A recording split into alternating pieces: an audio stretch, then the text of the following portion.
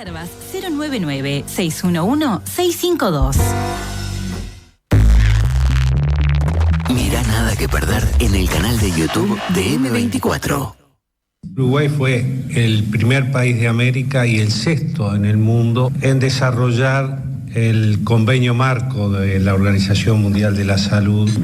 Y realmente esa política llevada adelante fue un éxito, pero no fue un éxito por el gobierno. Fue un éxito porque la sociedad uruguaya tomó el tema, lo asumió y se comprometió toda la sociedad uruguaya en esa lucha contra el tabaquismo. Para el gobierno uruguayo y para nosotros particularmente, mucho más importante que el derecho comercial es el derecho a la salud y el derecho a la vida de nuestra gente. La patología vinculada al tabaco mata en el mundo más de 7 millones de personas por año. Es la única industria que produce elementos para matar a sus propios clientes. El tabaco es el peor enemigo que tiene el mundo. A 20 años de iniciada la política antitabaco promovida por el entonces presidente Tabaré Vázquez, este martes, en el marco de la conmemoración del Día Sin Tabaco 2025, lo decíamos más temprano, las autoridades del gobierno de Yamandu Orsi presentaron las líneas de trabajo de la política antitabaco que van a desarrollar durante el quinquenio con la idea de reencauzar una estrategia de lucha histórica contra los efectos del tabaco. Bueno, está bueno repasar, ¿no? Un poquito qué fue lo que plantearon justamente estas políticas antitabaco de Vázquez y recordar que el 31 de mayo del 2005, como decías, Luqui, hace 20 años, se promulgaron algunos decretos que lo que hacían eran endurecer, ¿no?, la política contra el tabaco. Se modificaron normativas referidas al consumo, pero también a la comercialización, políticas que tenían que ver con la publicidad, esto de... ¿Recuerdan aquellos kioscos que tenían todo tapizado de alguna marca de cigarrillos, o los ceniceros que eran de marca tal afuera de cada uno de los kioscos? Lo mismo pasaba en los restaurantes, en los boliches, en diferentes lugares. Bueno, la publicidad pagaba muchísimo de los negocios, y en aquel momento, cuando surge todo esto, fue medio como una revolución. Puede decir, bueno, esto parece ser como mucho, demasiado duras estas medidas, y sin embargo hoy, después de 20 años, lo vemos como algo totalmente positivo, ¿no? Todo esto de los sponsors que tenían en aquel momento los lugares comerciales, bueno, se tuvieron que reinventar y buscar otro tipo de sponsorización, sin ser la de cigarrillos. Sí, sin duda, toda esta normativa fue un hito para muchas generaciones. No quiero quedarse en lo mismo de siempre, pero yo, por ejemplo, no sé lo que es estar en un lugar cerrado con gente fumando. Está buenísimo eso. Es increíble cómo todos fumábamos, por ejemplo, en un lugar donde se comía. Claro. En un restaurante tenías a las personas fumándote al lado. Y era algo naturalizado. Eso era muy loco. O sea, zona de fumadores, y lo que te separaba era un nada. Panelcito, claro. Era una nada, claro. Y a veces un escalón. Del escalón para allá, los que fuman del escalón para acá. O sea, el humo me está llegando a lo mismo. O cosas que también, por suerte, hoy naturalizamos, que es no se fuma al lado de un niño, al lado de un bebé. En aquel momento veías en el tablado el cochecito del bebé, y el que estaba al lado te estaba fumando y te estaba tirando el humo en el cochecito, y te ibas para tu casa con todo el rebozo lleno de olor a cigarro. Creo que eso hoy por hoy es impensado, ¿no? Y es interesante al repasar las fechas, esto de ver que se dio, como decías, en mayo de 2005, o sea, es primer gobierno y son primeros meses de gobierno, ¿no? O sea, es una de las primeras medidas que se toman por parte del gobierno Frente Amplista. ¿Y qué incidencia tuvo esto? Bueno, desde 2005 la tasa de fumadores adolescentes, por ejemplo, se redujo significativamente. Y esto es lo que hablábamos, por ejemplo, de la incidencia de la publicidad. Sí, bueno, el objetivo, ¿no?, de Vázquez en aquel momento era justamente proteger la salud de la población, y él ponía especial énfasis en esto. No solamente el tema era con los fumadores, sino con aquellas personas que estaban expuestas al humo del tabaco, y por eso nace allí la prohibición de fumar en espacios cerrados públicos, ¿no? Bueno, y ayer la ministra de Salud Pública, Cristina Lustenberg, recordó por otro lado los retrocesos que hubo durante el gobierno pasado, de los que tanto hemos hablado también, y hablaremos en unos minutos con nuestro entrevistado, pero concretamente decretos de la calle Pou como el que flexibilizó la normativa en cuanto a esto del tabaco calentado, y por otro lado en cuanto al etiquetado de cigarrillos, esto que decíamos, ¿no? De cómo, bueno, antes se planteaba justamente qué marca se le ponía, ¿no? Que no figurara, que tener que alertar sobre las cosas que puede causar esas el cigarrillo. imágenes crudas que aparecen en las cajillas de cigarrillos. Bueno, obviamente todo eso se flexibilizó, por lo pronto hubo cambios. Y cabe recordar justamente cómo se dio esta última flexibilización en Voz de la Calle Pou, donde habló del pedido de la tabacalera Montepaz en esa frase que se hizo tan conocida. Claro, antes de pasar a la frase, obviamente acá se priorizaron otros intereses, ¿no? Y en aquel momento la gran crítica fue eso. Bueno, se está priorizando entonces los intereses de una empresa por sobre la salud de la ciudadanía, algo que no se había hecho. Y bueno, y la calle tomó el guante y lo tomó quizás como hasta para el chiste.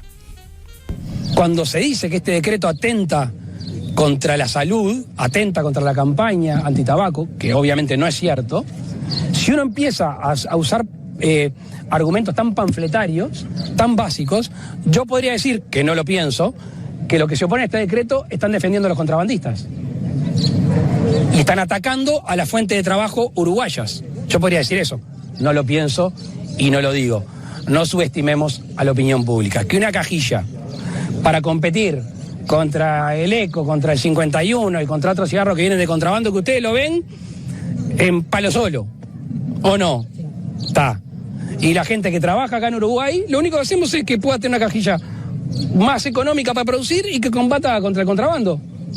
¿O estamos estimulando que se fume? No, al revés. Va a seguir la misma publicidad en contra, va a seguir la misma casilla. No hay que ser tan básico. Entiendo la reacción esa de pegar a todo lo que se mueva. Lo entiendo, pero vamos a usar argumentos lógicos. ¿Tiene un compromiso respecto a una reducción del precio? Porque muchas de esas cajillas cuestan la mitad. Estoy hablando de yo hasta ahí no me meto. Yo no voy a intervenir en el precio de los cigarros. Lo que sí, y otra cosa que les quiero decir. Me preguntaban en alguna gente en off, y algunas ridiculeces que también escuché. ¿Esto es para favorecer la empresa Montepaz? No, si me lo pidió una fábrica de chicle. Obvio. Quien se dedica a producir cigarro en Uruguay, ¿quién es? Montepaz. ¿Y quién le pidió esto al Ministerio de Industria? Montepaz. Ahora, ¿alguien se cree que nosotros nos van a mover por presiones? No nos conocen, esa falta de respeto.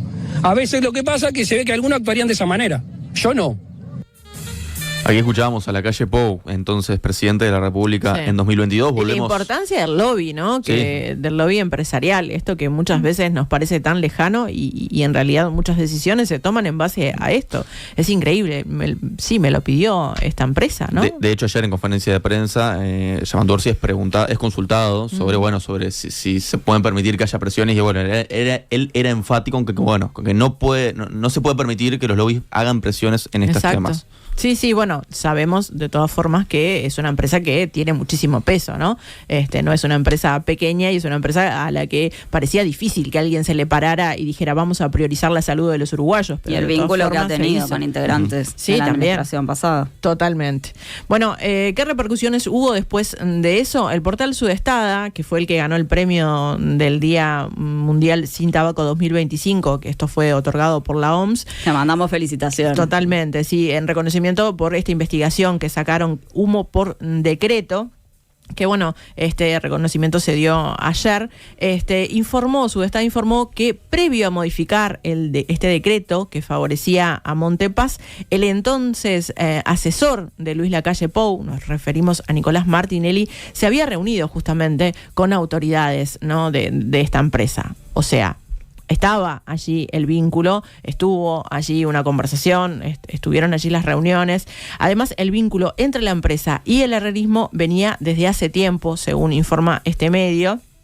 el asesor jurídico de Montepaz, Eduardo Mesera, fue viceministro de Relaciones Exteriores durante el gobierno de Luis Alberto Lacalle Herrera, o sea, esto no es de ahora, viene de muchísimos años atrás.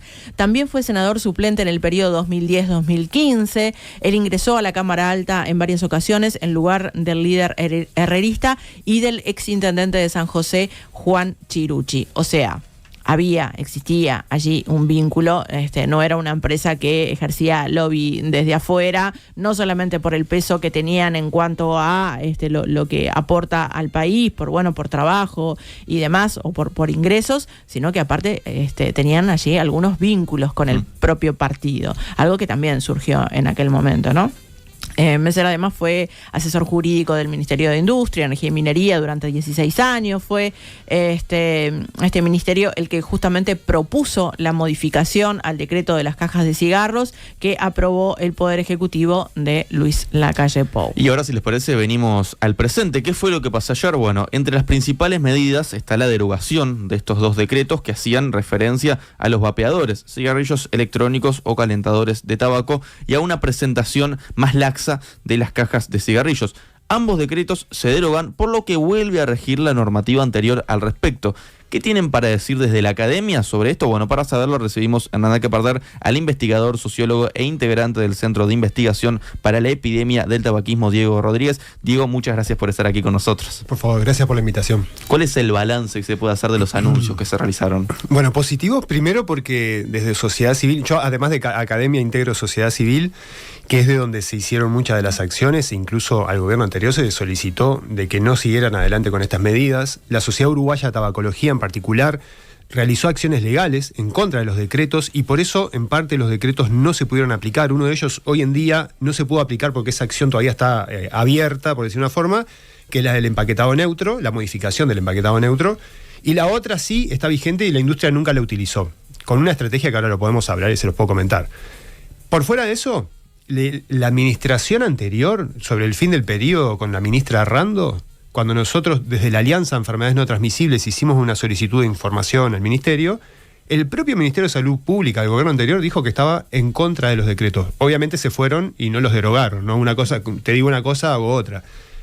No es menor, escuché toda la previa, me moviliza una cantidad de cosas, pero en particular, así como Vázquez tuvo en su momento la audacia de hacerlo, también quiero recordar a Valle, porque el que firma la ratificación del convenio marco es al fin del gobierno de Valle en el año 2004, y no es menor esto por lo siguiente.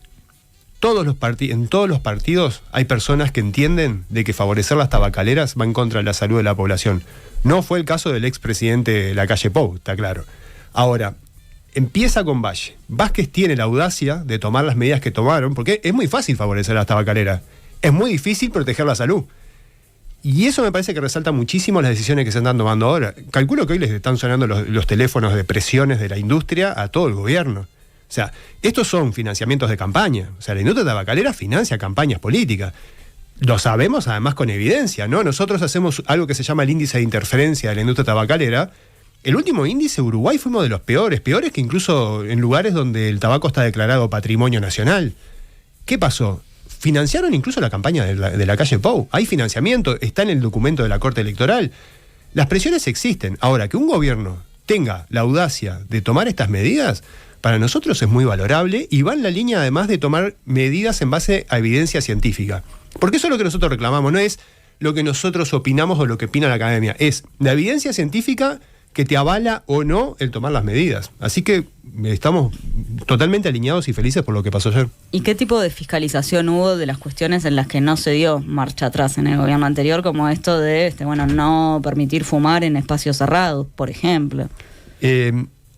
Más allá de que estas medidas, como yo les comentaba, no se aplicaron, una porque está en pausa y la otra porque no la utilizó la industria, lo que se transmitió a la población e incluso se entreveró, porque desde ayer hasta hoy se está hablando como de forma similar lo que es el cigarrillo electrónico de lo que es el tabaco calentado. El tabaco calentado, para la audiencia, además calculo que los seguidores de M24 la tienen muy clara, es lo que Heber fumó adentro del Parlamento. Eso es tabaco calentado. La diferencia entre tabaco calentado y cigarrillo electrónico es, los dos son dispositivos electrónicos, modernos, orientados a jóvenes, todo eso. Nada más que uno tiene una cápsula compensada de tabaco, y ese es el tabaco calentado, y el otro tiene una cápsula en un frasquito de líquido químico. ¿Tá? Esas son las diferencias. El cigarrillo electrónico nunca se habilitó, pero iban hacia ahí. Y eso lo dije desde el día 1 cuando se habilitó el tabaco calentado. Se habilitó el tabaco calentado y me parece que la soberbia del gobierno anterior llevó al fracaso de la estrategia de la industria tabacalera. Por lo siguiente, habilitan el tabaco calentado, la comercialización, y ellos estaban con la mira en el cigarrillo electrónico. El siguiente paso era el cigarrillo electrónico. En el medio meten el empaquetado neutro. Y la gente entendió mucho más claro de que se estaban metiendo con la política. Por un poco lo que rescataban hoy, ¿no? Los espacios libres de humo. Yo creo que, lo decía Vázquez, hubo un cambio cultural. Sí, bueno, alguien ponía en la audiencia que varios de su familia habían dejado en ese momento de consumir tabaco. Totalmente, o sea, hoy es impensado. Si alguien te fuma adentro, hoy es como, che, no podés fumar adentro. Hay un cambio en eso, pero además en la exposición. Ahora, cuando se toma la medida de tabaco calentado, sí, se iba hacia cigarrillo electrónico, pero el cigarrillo electrónico no cambió. Si bien ahora, desde ayer hasta hoy, se puso en el tapete ese tema, el cigarrillo electrónico sigue igual. Entonces, en realidad, lo que terminan habilitando era una estrategia para ir a algo más, que terminó no resultándole por la soberbia del presidente, porque cuando se hizo el tabaco calentado la gente no entendía mucho de qué se estaba hablando, esto es lo mismo, no es lo mismo, no importa. El presidente, lo escuchamos, la soberbia que tuvo, además nos dijo a nosotros que éramos defensores de lo contrabandista. Sí. O sea, esa es la soberbia que tuvo el presidente y por eso hicieron los cambios y pensaron que esta también pasaba, la del empaquetado neutro. No pasó. Ahora, pensando en toda esta normativa que existe, pero que ya desde el último gobierno de Vázquez se criticaba lo que tenía que ver con la fiscalización, ¿se espera que en este gobierno se fiscalice un poco más? Sí, lo de la fiscalización, y perdón Sofía que me habías preguntado y no lo levanté. La fiscalización, lo que pasó cuando empezó el periodo anterior, en el año 2019, se contaba con 10 fiscalizadores que se dedicaban a tabaco. Sí. Si uno mira las cifras, las del propio programa, pero además Sudestada, que lo acabas de mencionar, y me parece que han hecho un trabajo excelente, y ahora voy a mencionar otra cosa muy importante que hizo Sudestada. Sudestada ahora en estos días iba a publicar, o publicó ayer, creo, justamente las cifras de fiscalización. Las cifras de fiscalización caen a menos de la mitad después que el gobierno, y en particular el Ministerio de Salud Pública, liderado por Salinas, que para mí fue un ministro nefasto para el control de tabaco, Salinas no le renueva el contrato a la cooperativa de ex trabajadores de Philip Morris, porque también en esto de que empezamos las fuentes laborales, la gente se queda sin laburo, si ustedes siguen con esto, bueno, se generó una estrategia para que sigan trabajando. Ellos eran los que fiscalizaban, no solo fiscalizaban, educaban. O sea, primero porque la fiscalización no es voy y te multo. Ojo, a Montepaz no le tengo que explicar nada de lo que está mal. Pero al kiosquito, que Montepaz le dijo que tenía que hacer tal cosa, al kiosquito sí hay que decirle, che, esto no lo podés hacer. Vamos a volver a ver si no lo estás haciendo. Ese es el rol. Las fiscalizaciones cayeron. No solo cayeron, sino con el discurso de que vamos a regularizar a la gente y va a ser personal del Ministerio de Salud. Casi que terminó el gobierno, estoy hablando que lo prometió Salinas en el año 2021. Terminó el gobierno y recién al fin del gobierno contrataron más fiscalizadores y los fiscalizadores ni siquiera se dedican solo a tabaco. Con suerte salen a fiscalizar o salían a fiscalizar si vos enviabas una denuncia. Que es más, el ex subsecretario Sadjian, porque obviamente nosotros denunciamos que no se estaba fiscalizando, nos pasó un correo donde, bueno, diríjanla ustedes, en vez de, le molestaba obviamente que nosotros salíamos a decir las cosas, en vez de andar saliendo de la prensa, que ese fue el mensaje, no tan explícito, pasen las denuncias a este correo. Y nosotros publicamos ese correo. Sadjian, no a mí, pero a través de otras integrantes de la Alianza Enfermedad No Transmisible, bajó el mensaje de que ese correo se lo pasé para ustedes y no para que lo estuvieran publicando. Entonces, ¿de qué estamos hablando? ¿Que queríamos fiscalizar o no? ¿Fiscalizaban solo cuando mandabas un correo o cuando nosotros mandábamos un correo para que después no saliéramos a la prensa a decir que no estaban fiscalizando? Lo que se transmitió fue que se podía hacer cualquier cosa. Sí, lo que se transmitió es que no pasaba nada. Lo que llegó a pasar es que se fumaba en espacios cerrados, se vulneraron los espacios libres de humo. Tuvimos personas que en el día de la nostalgia, en una de las carpas más famosas organizadas, estaban fumando adentro. Esa persona que tenía clara la situación fue y habló con los organizadores. No les importó.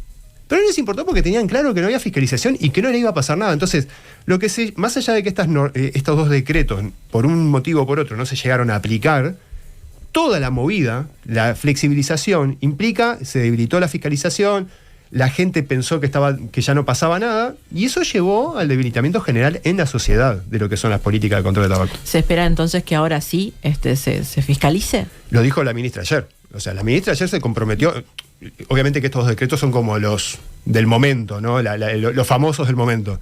Pero también se mencionaron otras medidas. Me parece que hay que ayudar a las personas a que dejen de fumar, porque es muy fácil decir, deja de fumar, pero si no me ayudás, sí, claro. En ese rol y durante todo este periodo, incluso en el hospital de clínica, por ejemplo, lo digo porque además me parece que está bueno informarlo, en el hospital de clínica hay una policlínica de cesación de tabaco, donde cualquier persona, más allá de la mutualista a la que pertenezcas, puede acceder ahí. Hay que pagar un ticket, que tampoco es muy oneroso, ahora no recuerdo de memoria el precio, pero tienen sesiones donde hay un equipo multidisciplinario donde justamente tratan de ayudarte a dejar de fumar. Entonces, más allá de lo macro, de generar un entorno en el cual la industria no siga avanzando y promocionando el consumo, también hay que generar una estrategia de ayudemos a las personas a dejar de fumar. Vos recién te referías al contrabando. ¿Son una preocupación hoy los puntos de comercio ilícito de cigarrillos? Sí, es más, voy a recordar al ministro Salinas, que lo tengo muy presente en las políticas contra el tabaco. Salinas cuando... A ver, hay que tener claro algo. El Ministerio de Salud Pública firmó los 2 decretos que iban a favor de la industria tabacalera. No hay 2 lecturas, está la firma. Cuando Salinas baja del avión, porque había ido a hacer lobby para que lo eligieran en OPS, y en OPS no lo eligieron y casi no lo votó nadie, por las 2 cosas que había hecho. Una era con el tema tabaco y la otra fue con el etiquetado frontal de alimentos, que fueron a favor de la industria. No lo eligieron. Cuando baja del avión le preguntas, ministro, ¿usted está de acuerdo con la normativa? El ministro de Salud Pública, diciendo que sí, y argumentando la calidad de los productos, diciendo que era mejor calidad el legal.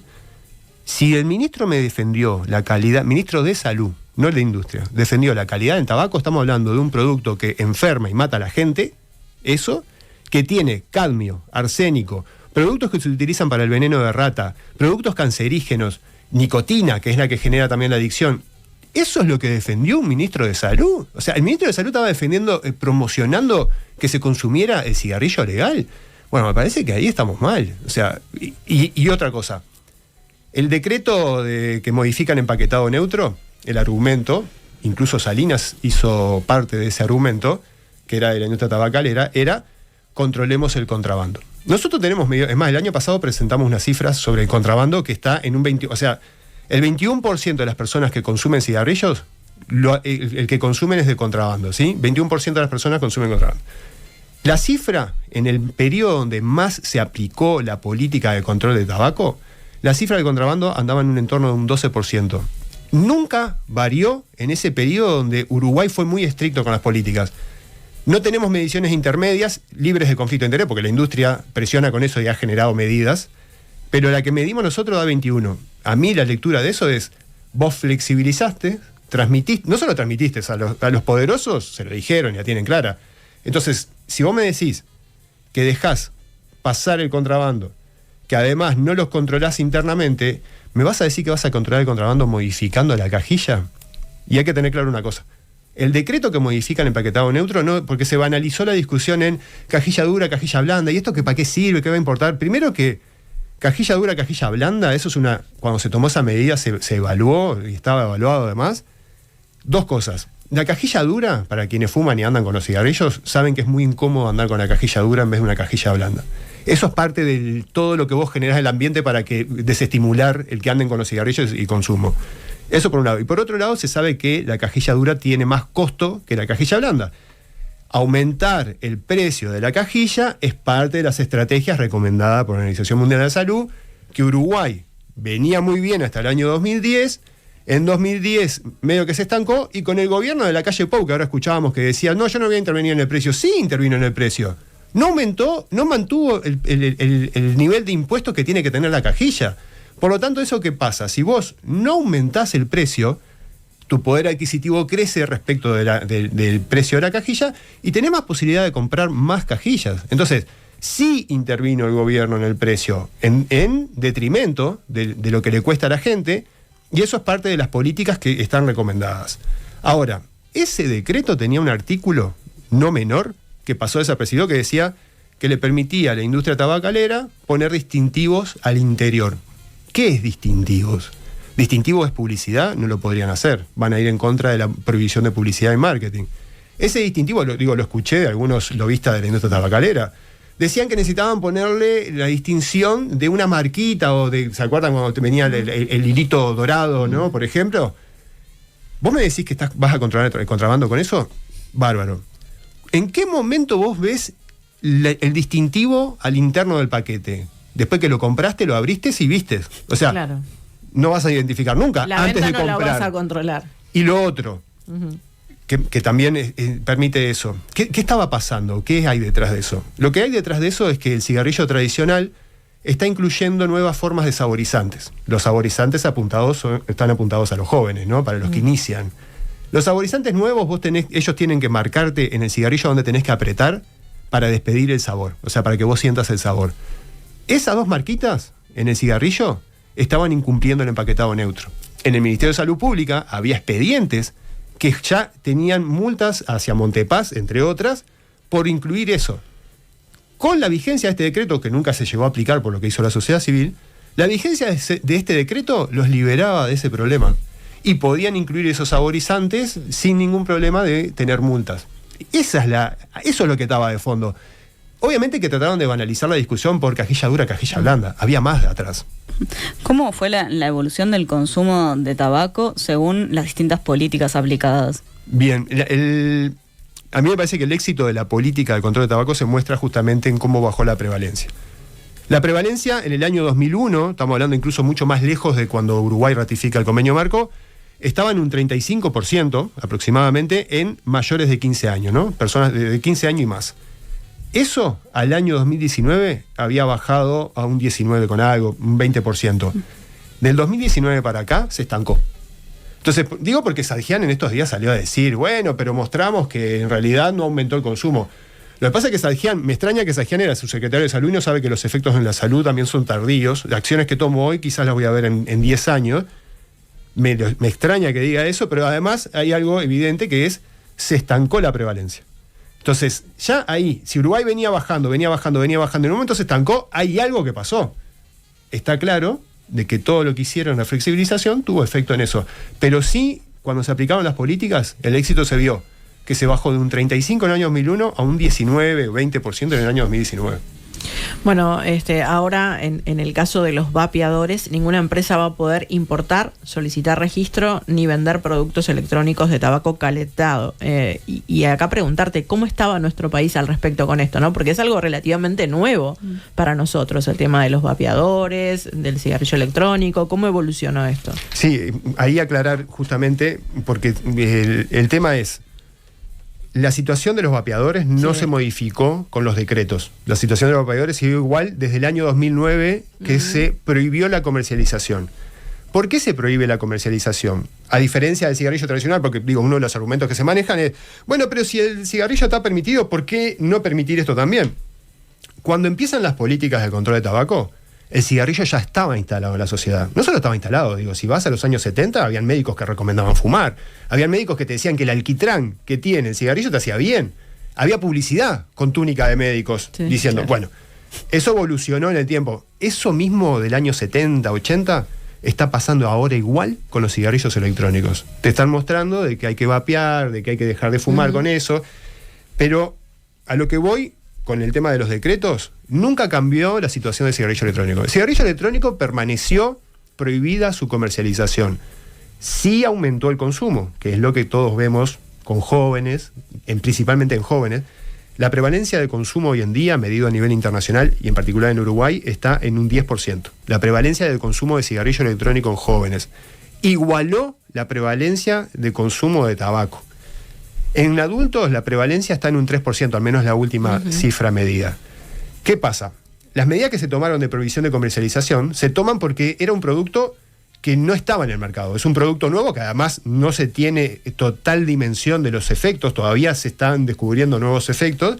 Entonces, con actitud preventiva, que además la Organización Mundial de la Salud lo que dice es que los gobiernos de máxima tendrían que tomar la medida de prohibir la comercialización. Hay otros gobiernos que deciden regularlo, pero los que deciden regularlo es porque tienen un problema gigante a la interna del país. Entonces van en la etapa de hacia la prohibición, pero primero regulan.